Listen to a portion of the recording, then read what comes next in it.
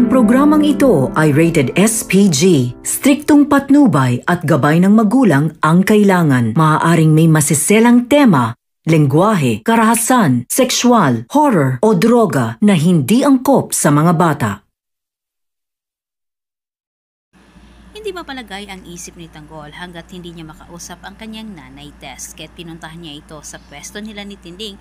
Subalit siya naman ang nasorpresa dahil ang kanyang akala na masorpresa ang kanyang nanay matapos namang nakita ni Tanggol na malaking problema ang dinadala ni Tess. Agad kinamusta ni Tanggol sila Santino at Rigor kung ano na ang nangyari sa kanila sa bahay.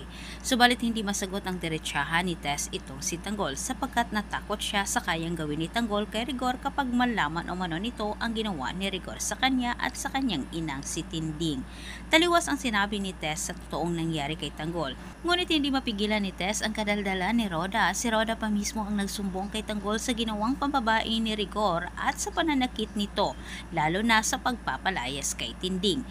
Sumiklab ang galit ni Tanggol sa mga oras na yon at gusto niyang sugurin itong si Rigor, pero maya-maya lang dumating na itong si Santino at niyaya na nga niya ang kanyang kapatid na sumama na lang umano silang dalawa ni Tess sa kanya. Magsama na umano sila at iwan itong si Rigor. Pero dipinsa naman ni Tess ay kailangan umano niyang unawain sa puntong ito ang kanyang asawa. Nagtataka naman itong si Tanggol at si Santino kung may nagawa bang kasalanan itong si Tess kay Rigor noon kung bakit hindi niya maiwan-iwan ang kanilang tatay. Hindi makasagot ng diretsahan nitong si Tess bagabat nilihis niya ang usapan. Ngunit ayaw pa rin ni Tanggol palagpasin ang ginawa ni Rigor kay Tess at Tinding. Samantala sa magkaparehong oras, itong si David naman ay nagtungo na nga sa Dimas para kausapin umano ang kanyang tatay.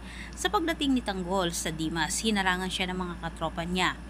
Sa kadahilanan ng mga ito na si David umano ay nasa loob at napaaway din itong si Rigor sa mga kapwa nitong Lispo. Kapag nakita nila itong si Tanggol, siguradong lumaki ang gulo.